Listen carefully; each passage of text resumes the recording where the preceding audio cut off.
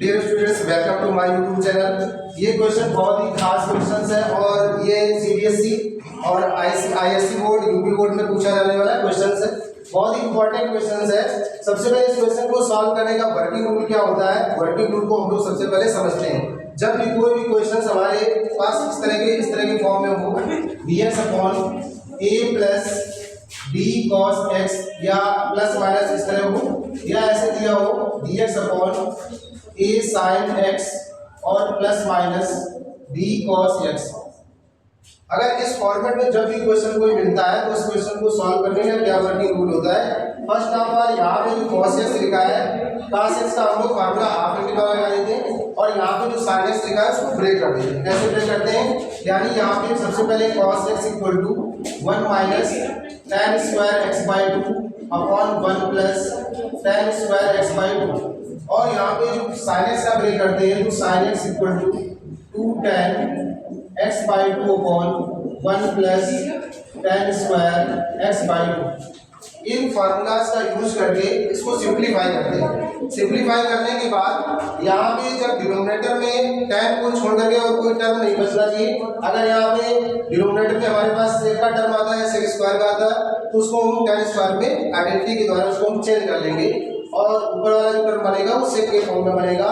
और फिर हम वहाँ पे sec x यानी tan x equal to t let करते हैं और ऊपर वाला मिल जाएगा। इस तरह से इसको सॉल्व करेंगे। चलिए बेटा इसको सॉल्व करते हैं।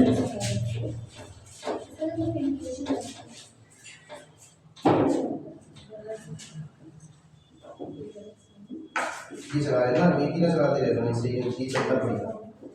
चलाएगा एक ही हम एक्सप्लेन करो।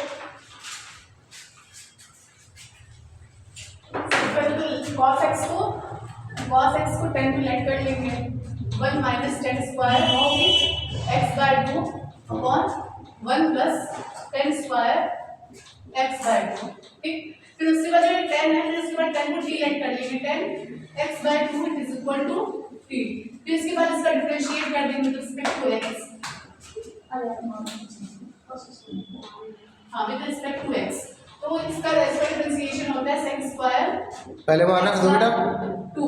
अब जो इसका जो एंगल होता है वो मल्टीप्लाई में आ जाता है, 1/2 आ जाएगा। फिर उसके बाद यहाँ पर dx it is equal to dt। 2 उधर मल्टीप्लाई में चला जाएगा तो sec square x by 2 dx is equal to 2 dt। sec square x को हम लोग 1 प्लस, अभी ना उसको चेंज करो, बस रुक जाओ, रुको। अब पहले वहां पे वैल्यूज की रखो।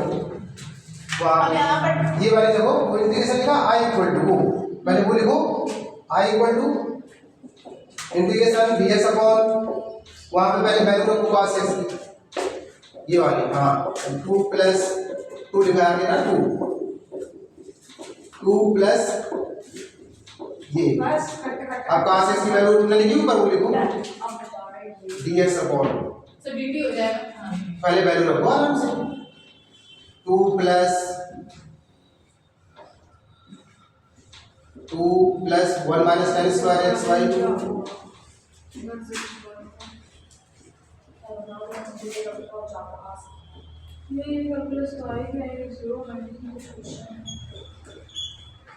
ठीक है, अब इसको सॉल्व करो।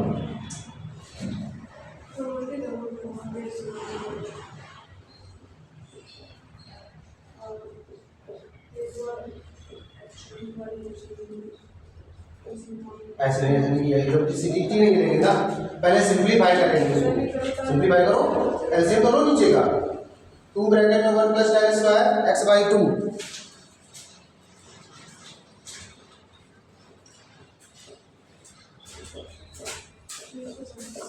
हाँ ये आ गया इसका एलसीएम लिया, और ये लिखा है पीछे प्लस लगा के, ये लिखो यहाँ पे, वहां से लगाओ, जगह नहीं लगा दो, उधर से लगाओ, उधर से ऐसे। इस वजह से वो बाद में लिखा जाएगा, अभी नहीं जरूरी, उसकी कोई जरूरत नहीं। तो यहाँ पे हमारे पास तो cos x का ये फार्मूला लग गया। अब इसका एलसीएम लेंगे, इसका मल्टीप्लाई इसमें कराएंगे, तो यहाँ पे आ जाएगा dx अपॉन 2 ब्रैकेट में 1 प्लस tan स्क्वायर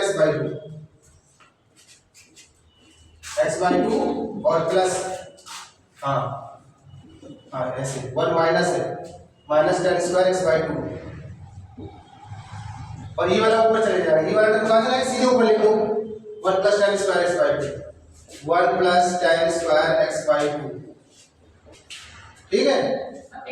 अब ऊपर sec स्क्वायर x बाई 2 लिख दो, तो इसकी आइडेंटिटी होती sec square x by 2 x by 2 upon, यहाँ पे क्या कर देंगे, हाँ 2 plus 2 tan square x by 2, 1 minus, हाँ 1 minus tan square x by 2,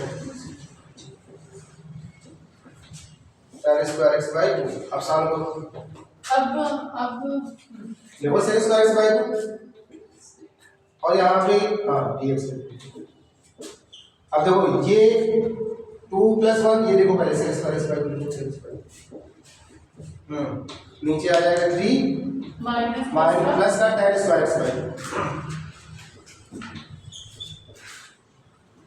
ठीक, ये आ गया। अब यहाँ पे जैसे मेरे पास sec स्क्वायर x बाई 2 आ गया, अगर यहाँ पे कोई sec स्क्वायर के अलावा अगर यहाँ पे नीचे टर्म sec स्क्वायर का अगर होता तो उसको भी हम टर्म में कन्वर्ट करते हैं, यानी डिनोमिनेटर में सारे टर्म टर्म में होने चाहिए।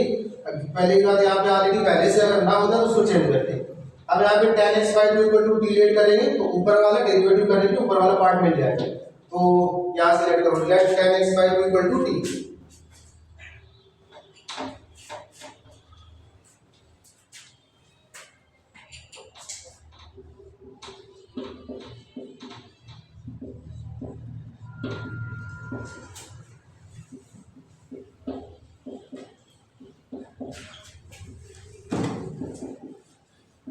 डिफरेंशिएट कर देंगे तो इसका जो है एंगल पास आ जाएगा। sec square x by 2 dx equal to 2 dt, तो इसको चेंज कर लेंगे 1 प्लस tan स्क्वायर x में। अब अभी इसको मत चेंज करो, ये तो मिल गया, देखो ये मिल गया इसकी वैल्यू, अब इसको थोड़ी चेंज करेंगे, खत्म कहानी। इसकी वैल्यू मिल गई, ये यहाँ पे रख देंगे और यहाँ पे tan x बाई 2 की जगह क्या लिख देंगे t, देखो i इक्वल टू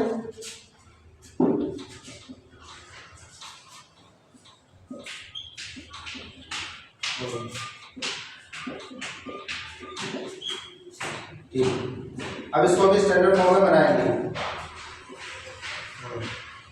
यानी √3 का स्क्वायर प्लस टी स्क्वायर। अब यहाँ पे कौन सा फॉर्मूला लगेगा, टाइम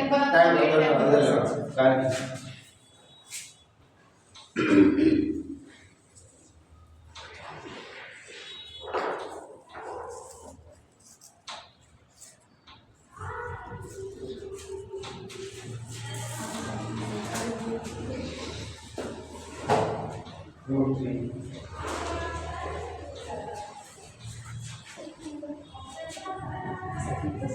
अपनी की वैल्यू रख दो प्लस सी 2 अपॉन √3।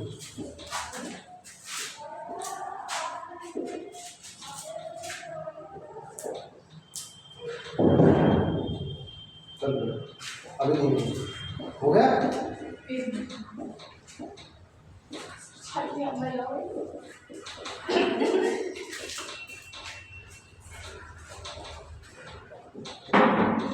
ठीक, चलिए हो गया फाइनली, ठीक है।